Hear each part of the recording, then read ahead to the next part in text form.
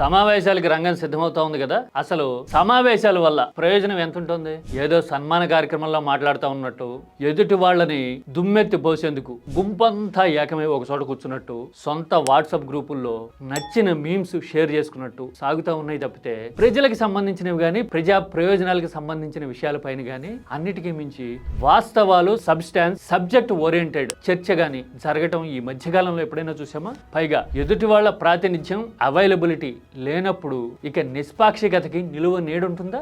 మరి ఇలాంటప్పుడు వాస్తవాలు బయటికి రావాలంటే, తెలుసుకోవాలి నిజమేంటో అని కోరుకునే వాళ్ళ ముందు నిజాలు నిలబడాలంటే ఏం జరగాలి? నేను ఒక మోడల్ చెప్తా. ముఖ్య నాయకులు ముఖాముఖి కూర్చొని మాట్లాడుకునే ఆ మోడల్ గనక ఏపీలో వస్తే తప్ప వాస్తవాలు తెలియని సామాన్య ప్రజలకు అర్థం కాని సిచ్యువేషన్ ఇప్పుడు దాపురించింది మనకి. ఇంతకీ నేను చెప్పబోయే ఆ మోడల్ ఏంటో, ఆ మోడల్ వస్తే గనక ట్రూత్ ఏ రకంగా ప్రివైల్ అవుతుందో తెలుసుకోవడమే కాదు, ఎవరికి అడ్వాంటేజ్ ఉంటుందో, ఏ నాయకుడి సత్తా సత్తువ ఎంతో తెలిసిపోతుంది మనకి. ఆ మోడల్ ఏంటో చెక్ చేద్దాం. నేను అంతా చెప్పిన తర్వాత ఎవరి సబ్జెక్టు సత్తా ఎంతో మీరు నిర్మాణాత్మకంగా కామెంట్ చేసి నాకు చెప్పండి. ఎందుకంటే ఇది ఏపీ ప్రయోజనాలకి సంబంధించిన విషయం. మోర్ దెన్ పాలిటిక్స్, మన ఫ్యూచర్తో ముడిపడిన సంగతి.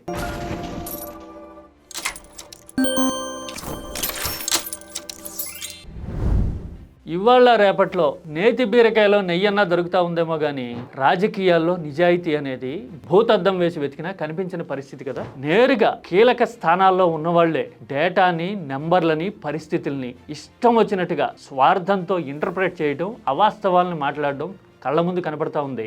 మీడియా సంగతి అయితే సరే, పాపం వాళ్ళకి అవగాహన అంతంత మాత్రం. ఆ తర్వాత ఎజెండాని జెండాగా ఎగరేసే పరిస్థితులు ప్రధాన మీడియా కూడా. అందుకోసమే బ్యానర్లు పెట్టినా, ప్రముఖంగా రాసిన తాటికేంత అక్షరాలతో నమ్మలేని పరిస్థితి. అందులో నిజమెంతో, నిజాయితీ ఎంతో డిటర్మైన్ చేసి తెలుసుకునే ఓపిక, ఆలోచన అందరికీ ఉండవు కదా. నేను ఒక చిన్న ఎగ్జాంపుల్ చెప్తా. మొన్నో మాజీ ముఖ్యమంత్రి మీద ఒక జబర్దస్త్ ఆరోపణ చేశారు. ఏంటది?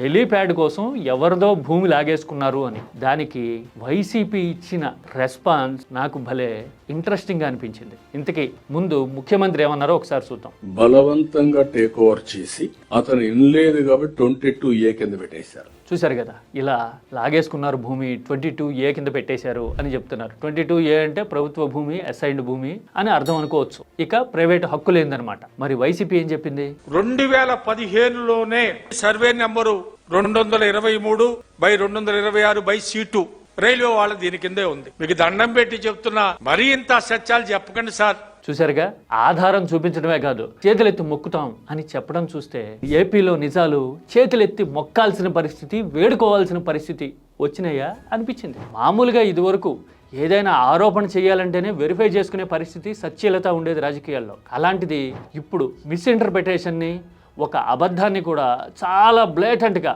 ఎదురుదాడి చేస్తూ రుద్ది అదే నిజమని నమ్మించే పరిస్థితి కదా. లడ్డూ దగ్గర నుంచి ప్రతి వ్యవహారంలోనూ ఇదే ధోరణి కనబడుతూ ఉంది కదా. తీరా మరి ఎదురు బదురు పడి మాట్లాడుకునే సందర్భం ఏమైనా ఉంటుందా అంటే ఉండట్లా. ఎందుకంటే తీర్పు ఏకపక్షంగా వచ్చింది. ప్రాతినిధ్యం లేదని విపక్షం రానంటోంది. విపక్షం వచ్చే పరిస్థితిని కల్పించడానికి పాలకపక్షం భయపడుతోంది. అందుకని ముఖ్య నాయకులిద్దరూ ఎదురుపడే పరిస్థితి ఉండట్లా. మీడియానేమో పొట్టు పోగేసి సొల్లు జనం మీద రుద్దే పరిస్థితి. ఇలాంటి సమయంలో మరి ప్రెస్ మీట్లు పెట్టినంత మాత్రాన, ఆర్గ్యుమెంట్లు వినిపించినంత మాత్రాన అదంతా నిజమని నమ్మగలమా? లేదు కదా. పైగా ఇవాళ రేపట్లో టీవీలో చర్చలైనా, నాయకులు ప్రెస్ మీట్లైనా ఎట్లా తయారైనాయి? మొత్తం అందరూ ఒక పార్టీకి సంబంధించిన వాళ్ళే కూర్చుంటారు, వాళ్లే మాట్లాడుతుంటారు, వాళ్లే డిటర్మైన్ చేసి నిర్ధారించి తీర్పిచ్చి వెళ్ళిపోతుంటారు గంటన్నరలో. అందరూ ఆ గుంపులో వాళ్లే ఉంటే నిజాలు బయటకు వస్తాయా? ఇలాంటి పరిస్థితి ఎందుకు వచ్చింది అంటే ప్రత్యర్థులు బాయ్కాట్ చేసి ఉంటారు. పోయినట్టు వైసీపీ వైపు చూద్దామా అంటే అటు కూడా అంతే. కాకపోతే అటు లెఫ్ట్ పార్టీలో లేదంటే ఆలోచనపురంలో ఇంకొంతమంది ఉంటారు, కొంచెం బెటర్ అనిపిస్తుంది. అటు కూడా అంతే. పాలకపక్షం వైపు నుంచి ప్రాతినిధ్యం ఉండదు, ఎందుకంటే వీళ్ళు వాళ్ళని బాయ్కాట్ చేస్తుంటారు. ఇక నాయకుల ప్రెస్ మీట్లు చూద్దామన్నా అంతే. కొన్ని మీడియా ఛానళ్ళకి అనుమతి ఉంటుంది, కొందరికి అనుమతి ఉండదు. అందుకని క్వశ్చన్ చేసి తెలుసుకునే సిచ్యువేషన్ ఉండట్లా ఏపీలో. 2 రాళ్లు ఇలా పరస్పరం రబ్ చేస్తేనే కదా నిప్పురవ పుట్టిందంటారు. అలాగా ముఖ్య నేతలు ఇద్దరు ముఖాముఖి తలపడితేనే కదా వాస్తవాలు తెలిసేది. ఏదో ఎన్నికల ప్రచారంలో మాట్లాడినట్టు ఏకపక్షంగా ఎవరికి నచ్చింది వాళ్ళు చెప్పుకుపోతే ఎట్లా? పైగా ఈ మధ్యన అబద్ధాలు మాట్లాడడం ఫ్యాషను, అబద్ధాలను నిజాలుగా నమ్మించడం ఒక మిషన్ అయిపోయింది కదా. మరి ఇలాంటప్పుడు మార్గం ఏంటి? అమెరికన్ ప్రెసిడెన్షియల్ ఎలక్షన్స్ లో ఒక ప్రాక్టీస్ ఉంటుంది. ప్రెసిడెన్షియల్ క్యాండిడేట్స్ ఇద్దరు ముఖాముఖి 3 రౌండ్లో ఏమో తలపడతారు. ఎప్పుడో జాన్ ఎఫ్ కెనడీ ఉన్నప్పుడు ఈ సంప్రదాయం స్టార్ట్ అయింది. ఆ తర్వాత మళ్ళీ 10-15 ఏళ్ళ గ్యాప్ వచ్చినా కానీ ఆ తర్వాత ఇప్పటికీ ప్రాక్టీస్ చేస్తుంటారు. అంటే మీడియా జనంలోకి వెళ్ళి ప్రచారం చేయడం ఇవన్నీ ఉంటాయి అక్కడ కూడా. కాకపోతే డైరెక్ట్ ఎలక్షన్ అవటం మూలన నేరుగా పర్సనాలిటీని చూసి ఓటేసే ఎలక్షన్ అయ్యేసరికి ముఖాముఖి సంవాదం అనేది కీలకం అక్కడ. అలా 1 రౌండు 2 రౌండు 3 రౌండ్లు వచ్చిన తర్వాత ఎవరి ఎజెండా ఏంటో చెప్తారు, ఎవరి సత్తా ఏంటో, ఎవరి మ్యాటర్ ఏంటో, మెటీరియల్ ఏంటో జనం అర్థం చేసుకుంటారు. ఎంత క్యాంపెయిన్ జరిగినా, ఎంత మీడియా డామినేట్ చేసినా కానీ అల్టిమేట్గా అమెరికన్ ఓటు వేయడానికి పారామీటర్ ఏంటి అంటేట దాదాపు 63%, 64% ఈ ప్రెసిడెన్షియల్ డిబేట్స్ చూసే నిర్ణయించుకుంటాము అని చెప్తూ ఉన్నారట. ఇది క్యాండిడ్ ఎగ్జాంపుల్. ఎదురు బదురు కూర్చుని మాట్లాడుకుంటే నిజాలు ఎలా బయటకు వస్తాయి, వాదనలు పరస్పరం సంఘర్షిస్తే ఎలా నిలబడతాయి ఫ్యాక్ట్స్ అనేవి చెప్పడానికి కదా. ఎవరు ప్రభావం చూపగలిగితే, ప్రబలంగా వాదించగలిగితే, ఎవరి వాదనతో జనం కన్విన్స్ అయితే అటువైపు ఉంటారు. పైగా ఇంకొక బ్యూటీ కూడా ఉంది కదా అమెరికన్ ప్రెసిడెన్షియల్ ఎలక్షన్స్లో. ఫెడరల్ ఎలక్షన్లో అక్కడ ఈవీఎంలు వాడరు. అందుకోసమని నిజాలు వినిపించడము, కన్విన్స్ చేయడం అనేది నాయకులకి ఇంపార్టెంట్. అర్థమైంది కదా నేను చెప్పిన పాయింట్ మీకు. అందుకోసమే మన దగ్గర కూడా వ్యవస్థలో చొరవ తీసుకునో, లేదంటే సబ్జెక్ట్ ఉన్న నాయకులు డేర్ చేసి ఓపెన్ ఛాలెంజ్ చేసో ఇలా ముఖాముఖి తలపడి ఒక వేదిక మీదకి వచ్చి డిబేట్ చేస్తే ఎలా ఉంటుంది? ఎవరి వాదన ప్రివైల్ అవుతుంది, ఎవరి సరుకెంత సత్తా ఎంత తేలిపోతుంది కదా. జనం డిసైడ్ అవుతారు కదా. ఇప్పుడు 2 పార్టీలు ఉన్నాయి.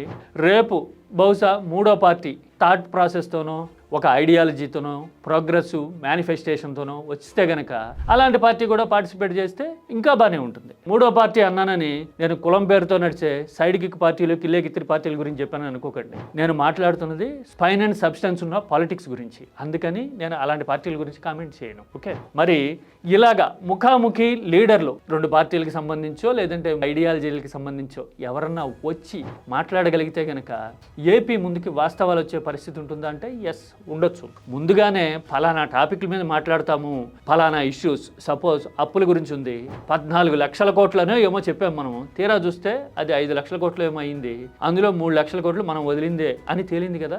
ఇలాగా అప్పులకి సంబంధించిందో, పర్ఫార్మెన్స్కి సంబంధించిందో, సంక్షేమంలో ఎవరు ఎంత మేలు చేశారు అనే వాటికి సంబంధించిందో, లేదంటే ధార్మిక విషయాలను కూడా ఈ మధ్యన ఎజెండా చేస్తున్నాం కదా, అలాంటి వాటికి సంబంధించిన నివేదికల శాంక్టిటీ, అసలు అర్థాలేంటి, మనం ఏం పెడర్థాలు తీసాం దానికి అనే వాటి గురించో ఒక 4-5 టాపిక్స్ తీసుకుని ఒక వేదిక మీదకి వచ్చి తలపడితే ఎవరి స్థాయి ఏంటో, సామర్థ్యం ఏంటో తెలిసిపోతుంది కదా.